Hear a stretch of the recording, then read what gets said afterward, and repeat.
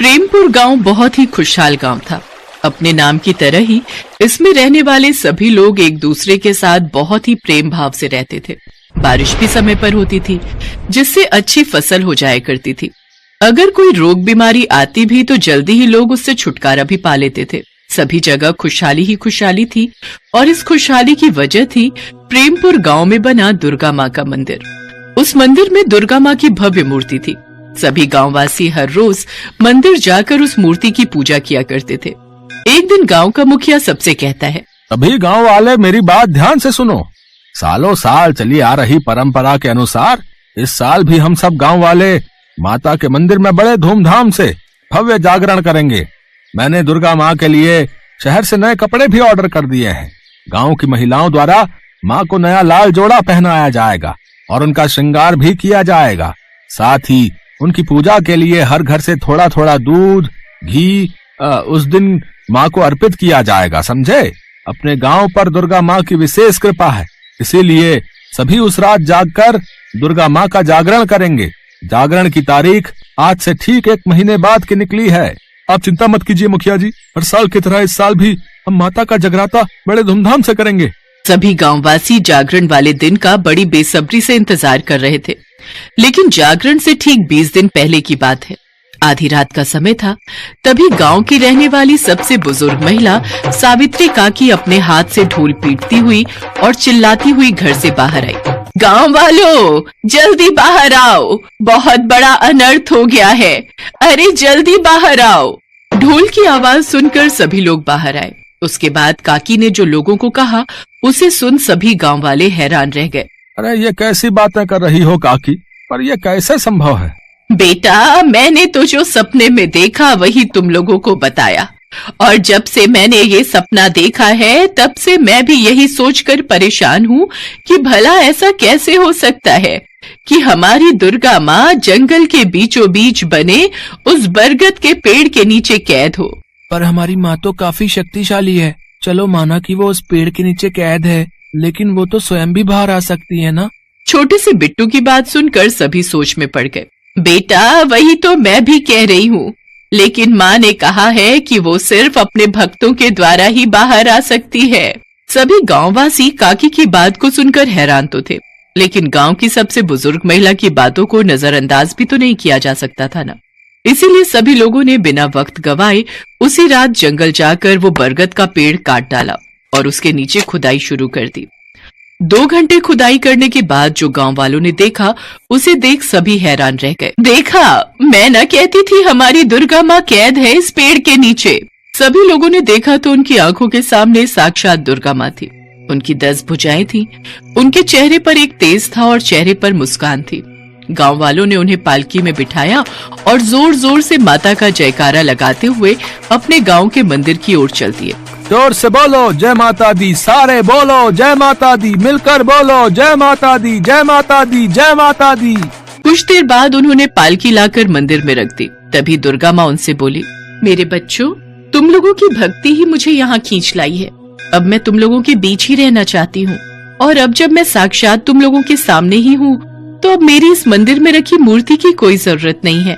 तुम इसे बहते पानी में विसर्जित कर दो और मुझे उस मूर्ति के स्थान पर विराजमान होने की जगह दो।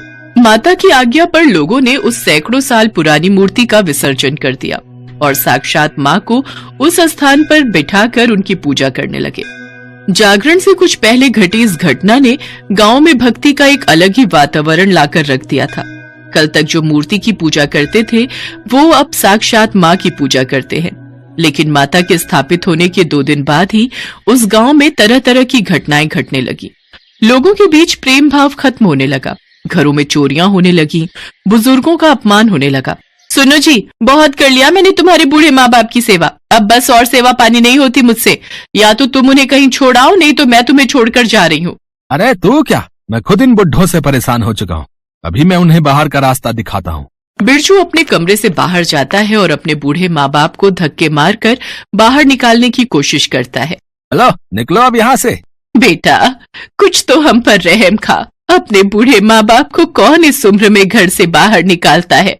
बेटा, बाहर तो बहुत तेज बारिश हो रही है। आधी रात को हम इस बारिश में कहाँ जाएंगे? हमें कल सुबह तक का वक्त दे दो, सुबह होते ही हम चले जाएंगे। अजी ये सब तो इन बुढ़ों का बहाना है। मैं कहती हूँ निकालो इनको लात मारकर बाहर। ये सिर्फ एक घर की कहानी नहीं थी, बल्कि हर घर में यही चल रहा था। भाई भाई से लड़ रहा था और बहन बहन से। औरतों के साथ जबरदस्ती की जा रही थी। लोगों के खेतों में आग लगकर उनकी सारी फसल खराब हो रही थी। कुएं का पानी सूख चुका था। लेकिन दुर्भाग्य का सिलसिला यही नहीं थमा और लोगों की अचानक मौत तक भी होने लगी। एक दिन सरिता की 5 साल की लड़की की अचानक से मौत हो गई। हाय मेरी बच्ची, ये क्या हो गया तुझे? उठ, अपनी माँ से बात कर मेरी बच्ची। लोगों को कुछ समझ नहीं आ रहा था कि आखिर गांव में ये अशुभ घटनाएं हो क्यों रही हैं, जबकि अब तो दुर्गा माँ साक्षात उनके गांव में विराजमान है। छोटे से दुर्गा भक्त बिट्टू के दिमाग में भी ये बात बार बार आती थी, लेकिन वो माँ का ध्यान करता रहा। लेकिन एक रोज उसके पापा का भी अचानक निधन हो जाता है। पापा पापा उठो ना पापा, अब मेरे साथ कौन खेलेगा? उठो ना पापा। लेकिन वो नहीं जानता था कि अब उसके पापा कभी नहीं उठेंगे। बिट्टू और उसकी माँ का रो रो कर बुरा हाल था, लेकिन गांव का कोई भी व्यक्ति उनका दुख बांटने नहीं आया। बिट्टू और उसकी माँ ने अकेले ही बिट्टू के पिता को अग्नि दी और उसका अंतिम संस्कार किया। रात को बिट्टू जब घर लौटा तो उसको नींद नहीं आ रही थी और वो गुस्से में उठ खड़ा होता है और कहीं जाने लगता है। तभी उसकी माँ, बेटा बिट्टू, आधी रात को तू कहाँ जा रहा है? माँ, मैं मंदिर जाकर दुर्गा माँ से पूछूंगा कि उन्होंने मेरे पापा को मुझसे क्यों छीना। ये कहकर बिट्टू गुस्से में चला जाता है। उसकी माँ भी उसके पीछे पीछे चली जाती है। वो दोनों रात को ही माता के मंदिर गए, जबकि माता की आज्ञा के अनुसार कोई भी रात को मंदिर नहीं आ सकता था और जो कोई भी ऐसा करेगा उसे माता के क्रोध का शिकार होना पड़ेगा। लेकिन उन दोनों को तो जैसे इस बात की परवाह थी नहीं। वो दोनों जब मंदिर पहुंचे तो वहां का नजारा देखकर थर थर कांपने लगे। वहां माता तो थी ही नहीं, बल्कि एक भयानक राक्षसी थी। उसके 5 हाथ और 3 सर थे। उसका शरीर भयानक काले रंग का था और बड़े बड़े नुकीले दांत थे। उनको देख राक्षसी बोली, कौन हो तुम और इस वक्त यहाँ क्यों आए हो? पहले आप बताइए, आप कौन है और हमारी दुर्गा माँ कहाँ है? दुर्गा माँ? मैं ही हूँ तुम्हारी दुर्गा माँ। अब करो मेरी जय जयकार। वो राक्षसी ताड़का थी। सभी दुर्गा माँ की पूजा करते थे। इस बात से वो बहुत चिढ़ती थी। वो चाहती थी कि दुर्गा माँ की तरह लोग उसकी भी पूजा करें। उसने तंत्र मंत्र की विद्या से कई काली शक्तियाँ हासिल कर रखी थी। उसने अपनी शक्तियों से सावित्री काकी के शरीर में प्रवेश किया और लोगों से झूठ कहा कि माता बरगद के पेड़ के नीचे कैद है। उसने ही ये सारी माया रची थी और वही उस पेड़ के नीचे कैद थी।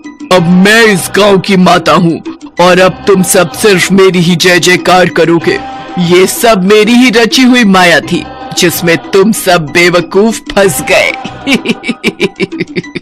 बिट्टू और उसकी माँ ने जल्दी से अपनी आंखें बंद की और दुर्गा माँ का ध्यान करने लगे। तभी वहाँ जोरदार बिजली कड़की और साक्षात दुर्गा माँ प्रकट हुई। दुर्गा माँ, आप जय दुर्गा माँ, जय दुर्गा माँ। जय माँ दुर्गा। अच्छा, तो तू यहाँ भी आ गई। चल, अब जैसे मैंने तेरी मूर्ति का विसर्जन किया वैसे ही अब तेरा भी खात्मा कर देती हूँ। ये कहकर उसने अपनी मायावी शक्ति से एक तलवार प्रकट की और दुर्गा माँ की तरफ फेंक दी। लेकिन दुर्गा माँ ने अपने त्रिशूल से उस पर वार किया, जिससे उसके शरीर के हजारों टुकड़े हो गए और उसकी मौत हो गई।